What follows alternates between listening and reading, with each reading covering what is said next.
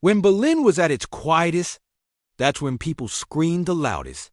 Inside cold, overcrowded bunkers, starving German civilians whispered the same question again and again. When will this end? But above them, inside the Reich Chancellery, one man had already decided the war would not stop. Not today, not ever. And when he was told that his own people, his own nation, were begging him to end the war, what he said next shook the world. February 1945. Inside the propaganda ministry, Joseph Goebbels sat alone at his desk, surrounded by papers that felt heavier than any speech he had ever written. They weren't slogans. They weren't ideas. They were paying the latest SS morale reports from across the collapsing Reich. His fingers trembled as he turned each page. From Hamburg to Bavaria, from the Ruhr to Saxony, the message was identical. The German people no longer cared about victory. They just wanted the war to stop. One report described a widow in Essen, her husband dead at Stalingrad, her son lost in Normandy, her home obliterated in an RAF firebombing.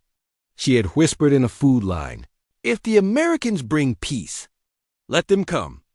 Another report from Dresden, still glowing from the inferno that killed tens of thousands, described crowds openly begging for surrender. And in Berlin, civilians had stopped running to shelters during air raids. They were too exhausted to care whether they lived or died. Goebbels had spent 2 decades creating the myth of the 1,000-year Reich.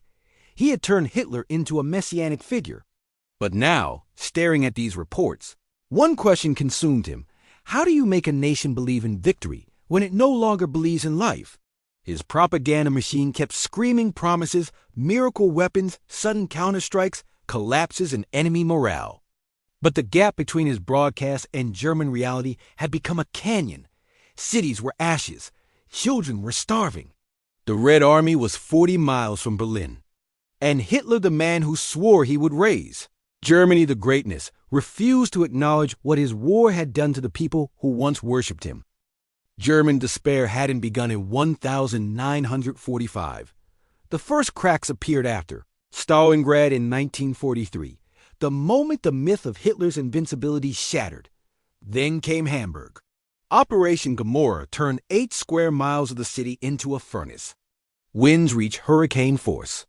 People suffocated in cellars or were burned alive on the streets. 40,000 civilians died in a single night. Goebbels begged Hitler to visit the survivors, to show sympathy, to stand among the ruins like Churchill had done in London. Hitler refused. "I cannot look at such scenes," he said. "They would weaken my ability to make decisions."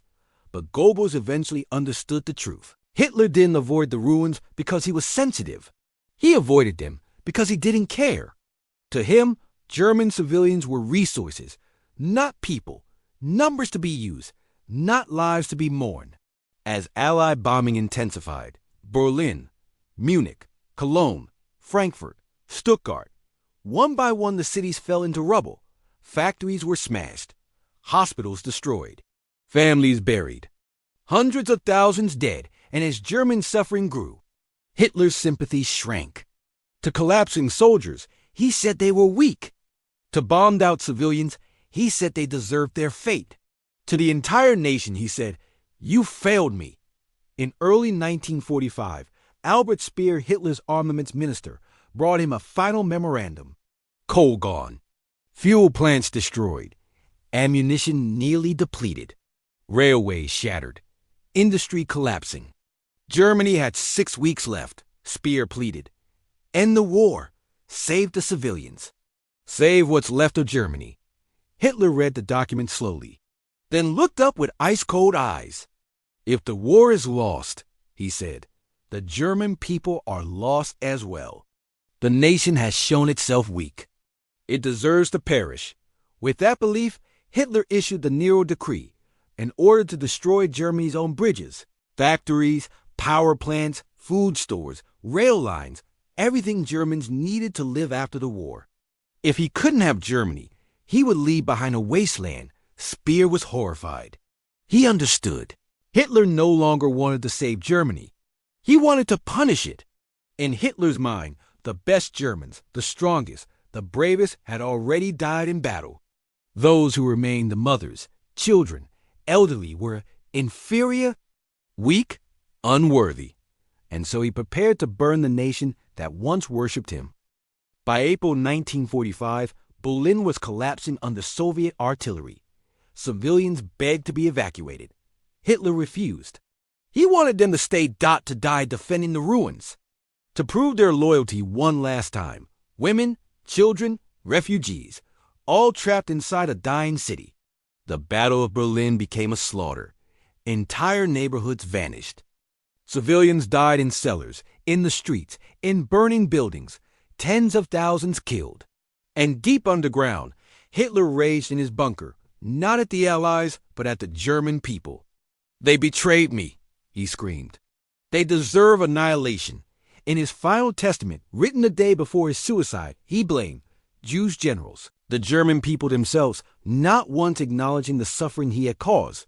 No apology, no regret, no compassion. Just bitterness. The next day, he shot himself and left the nation he claimed to love in ruins.